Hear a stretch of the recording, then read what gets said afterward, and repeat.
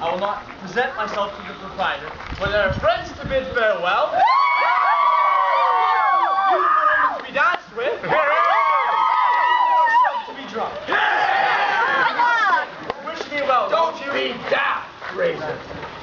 Even though your contract has expired, you will answer the partners of this company while you remain here at Fort William. Mr. Mackenzie has some very serious matters to discuss with you. You would be a wise man not to keep him waiting. Mr. Tate, I have signed a contract 3 years ago. And now that those 3 years are up, I would like my wages and transportation home to Montreal. When there's available transportation, you'll be sent on your merry way. But in the meantime, you will remain at that forge until Mr. Mackenzie tells me you can leave. We're paying you very handsomely for the piecework that you're doing here, and you know damn well that Flat can't handle all the work that needs to be done here this summer. You are the only one qualified to help him. Why don't you help him, Mr. Tate? Yes, Mr. Tate, why don't you help him? I heard from LeBlanc that the XY company considered you a pretty fair carpenter. That was before you got all high and mighty on us. Hold on a second. But come on here a minute. Back to work, Flet. What do you want, Fraser? Mr. Tate wants me to come back to work with you, but by my reckoning, it's high time I take my leave. Oh, dear. Oh, no, hold on. I have a suggestion. Why don't you take this young lad right here? Here he's as strong as iron, almost as strong. You bloody rogue! I get back to work this section and I'll have your hide! Mr. Tate, you are well aware that I am no longer working.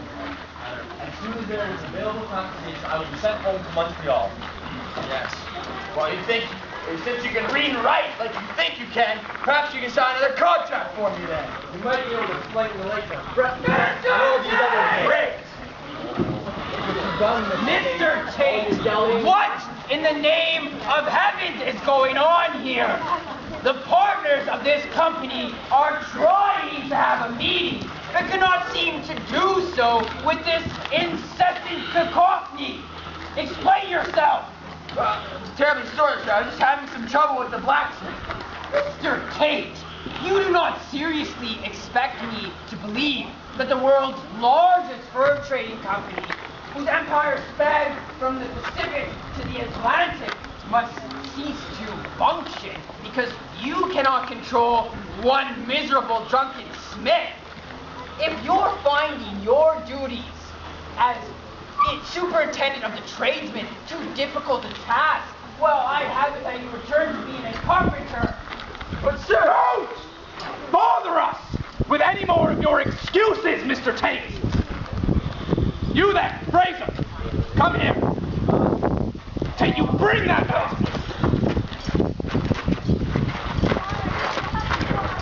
You're spilling my drink.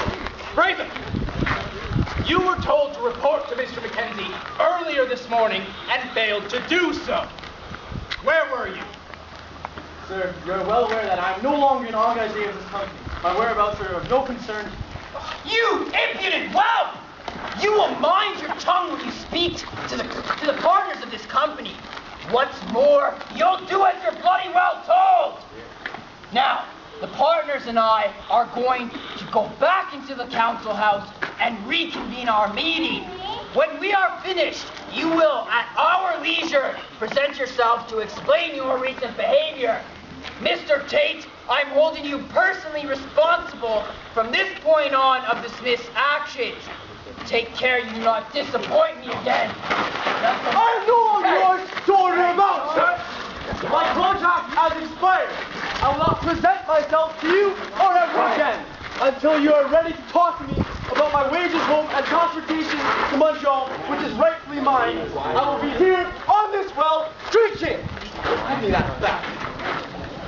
Come, sir. Very well, Fraser. You wish to speak of what this company owes you, do you? Yes, I do.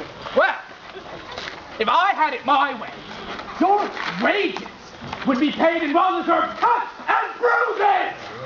Now, you've already been spoken to in regards to your little outing with Mr. Burke.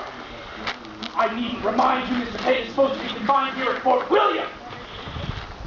It seems you and Mr. Burke went to see a certain Chatelaine on the islands. What? Now you must know that both Burke and Chatelaine are dogs for the Hudson's Bay Company. Even a half-wit like yourself must have heard of the Hudson's Bay Company, Fraser. They've only been trying to drive our company into oblivion since the day we were bloody well founded. I've had a drink or two with Chatelaine. What of it? You've had more than just a drink or two. You arranged to sell his men's shoe leather.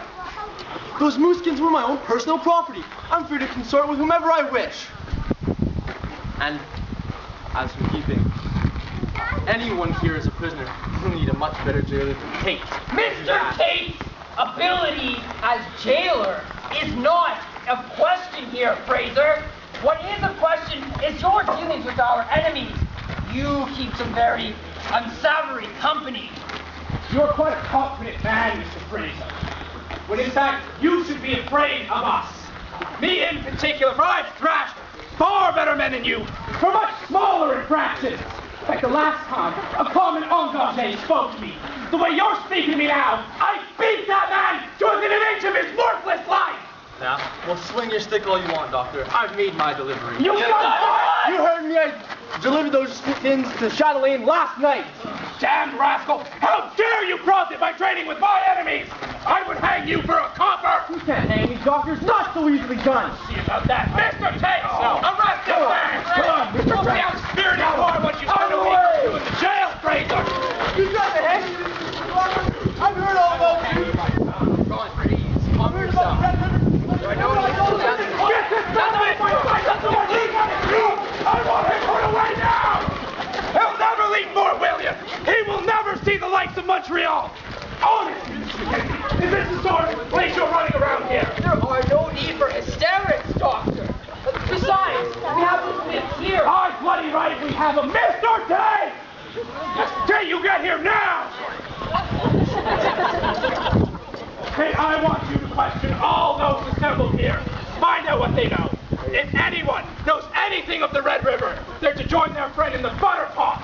Go to the bar and find Master. He's been known to drink with Smith. Yes, sir. Gentlemen, we must reconvene the meeting of the council. Who knows something about the Red River? You there! You hear, Mr. Tate? Mr. Tate! You hear, Mr. Tate? Mr. Tate! Oh, you're lucky You want to go part of the happy celebration?